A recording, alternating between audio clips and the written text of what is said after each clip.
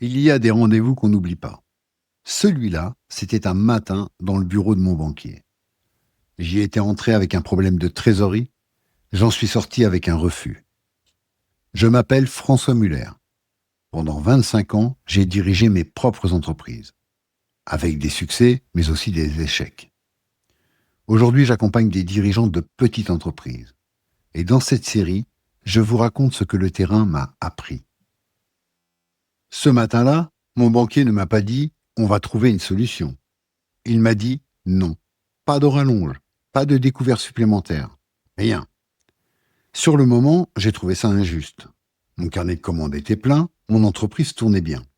Et pourtant, avec le recul, et ça m'a pris des années avant de l'admettre, ce refus, c'était en partie de ma faute. Pas parce que mon entreprise allait mal, mais parce que je m'y étais pris trop tard. Et c'est exactement ce que je veux vous éviter aujourd'hui. Alors, tentons le décor. À l'époque, je dirige une entreprise d'une douzaine de salariés, en pleine croissance. Sur le papier, tout va bien. Les commandes rentrent, les chantiers s'enchaînent. Mais voilà le mécanisme que tous les dirigeants du bâtiment et des services connaissent. Mes clients me payent à 60, parfois 90 jours. Mes salariés, eux, je les paye tous les mois. Mes fournisseurs également. Plus je me développais, et plus l'écart se creusait. C'est ce qu'on appelle le besoin en fonds de roulement. Retenez juste l'idée. On peut être rentable sur le papier et complètement à sec sur le compte. Et moi, pendant des semaines, j'ai regardé la trésorerie se tendre en me disant « ça va passer ». Alors, voilà exactement ce qui se passait dans ma tête. Et je pense que beaucoup d'entre vous s'y reconnaîtront. Je me disais le mois prochain, ça se débloque. Je me disais, pas la peine d'inquiéter le banquier pour rien. Et surtout, je me disais, un patron, ça gère seul.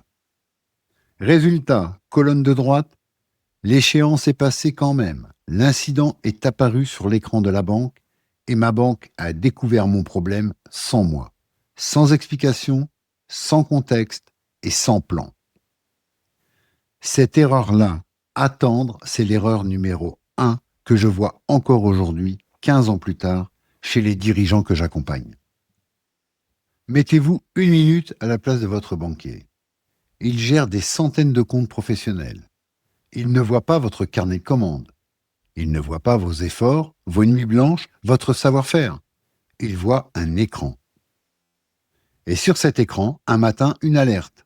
Incident de paiement, détecté automatiquement par le système informatique de la banque.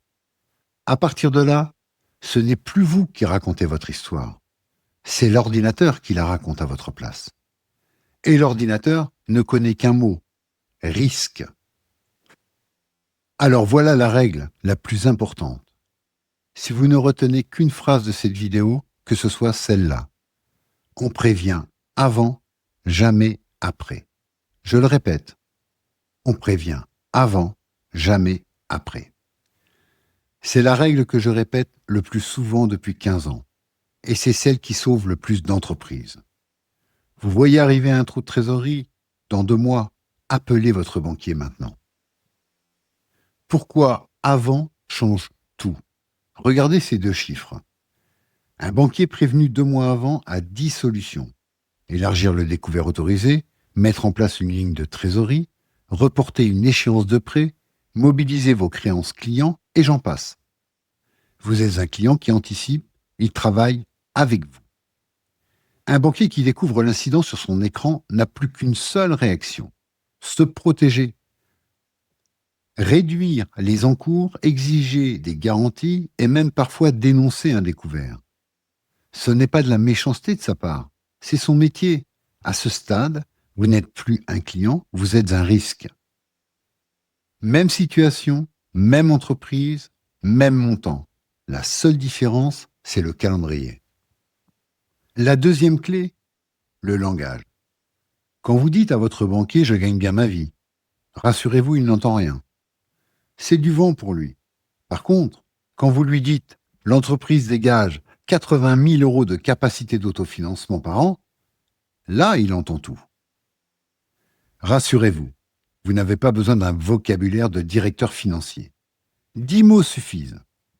Trésorerie, capacité d'autofinancement, besoin en fonds de roulement, en cours, échéance, garantie, prévisionnel, marge, fonds de roulement, exploitation.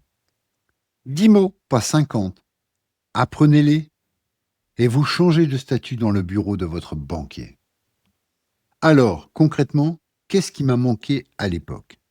3 réflexes, 3 outils simples. Le premier, un tableau de bord de 3 lignes. Ce qui rentre, ce qui sort, ce qui reste. 3 lignes, pas plus. Mise à jour chaque semaine. Avec ça, vous ne serez plus jamais surpris par votre trésorerie. Le deuxième, le prévisionnel de trésorerie. Le but n'est pas de faire joli pour la banque. Le but est de voir le trou 2 mois avant, pas le jour où il arrive. C'est votre radar. Le troisième, le rendez-vous banquier annuel, et plus si possible. Une fois par an, quand tout va bien surtout, prenez rendez-vous avec lui. Présentez vos chiffres, votre année, vos projets. Un banquier qui vous connaît décide autrement le jour où vous avez besoin de lui. 15 ans plus tard, je suis passé de l'autre côté de la table. Aujourd'hui, je prépare les rendez-vous banques avec les dirigeants que j'accompagne. Le dossier part avant le problème, jamais après. Les chiffres sont présentés dans la langue du banquier. Et vous savez quoi? Dans l'immense majorité des cas, la banque, elle suit le client.